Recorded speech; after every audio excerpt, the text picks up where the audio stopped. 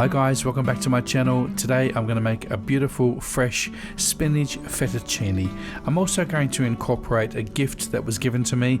Stay tuned. But first of all, here are the ingredients you're going to need to make this delicious fresh pasta recipe.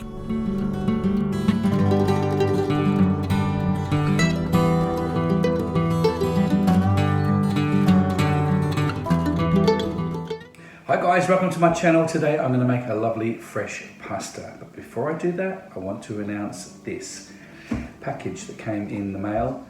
And it was sent to me by Natasha, who is one of my subscribers. And kindly she sent this to me, and I'll tell you why she sent it.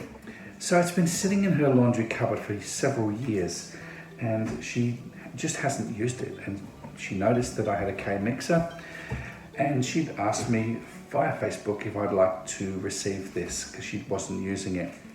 We're going to do an unboxing of this.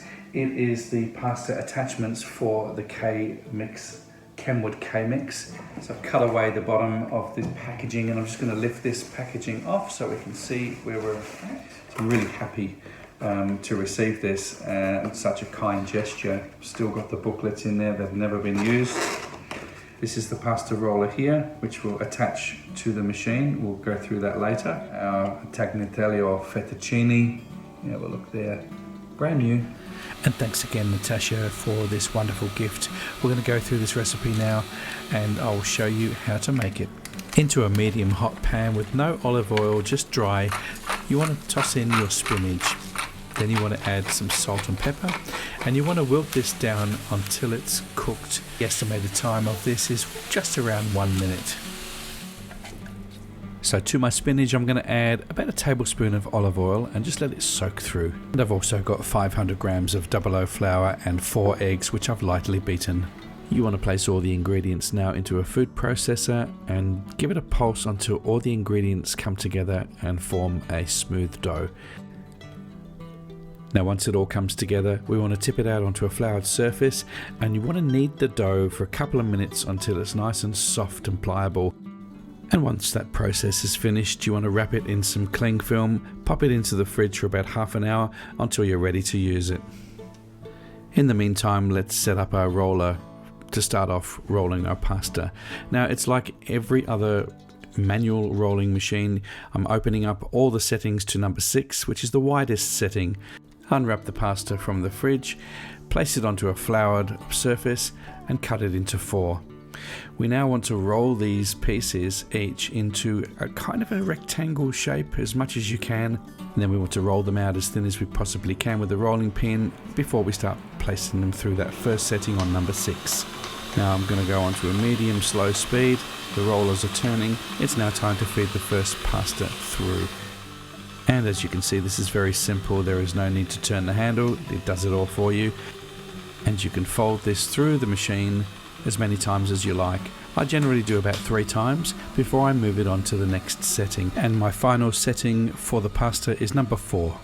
Now once you've rolled out all your pasta sheets, you can lay them onto a floured surface while you're setting up the fettuccine attachment.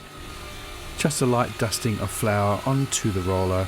Start feeding your pasta sheets through, and what you will receive at the other end is this gorgeous fettuccine, fresh pasta. Now you can't get any better than this. If you went to the supermarket and bought fresh pasta, it would not be this fresh, I can guarantee you. Now I'm placing my pasta onto some parchment paper onto a baking tray, and at this stage you can freeze it just as it is and then bag it up into plastic bags, or put it in an airtight container back into the freezer. But I'm going to cook mine straight away, and here's how we do that. Drop your pasta into a big pan of boiling water. Make sure you've got plenty of salt in there, and you want to cook the pasta for a couple of minutes. Now it's not going to take as long as the shop bought pasta because it is fresh, but what I like to do, once it's cooked al dente, it usually takes only a couple of minutes. I remove it from the pan and place it onto a tray.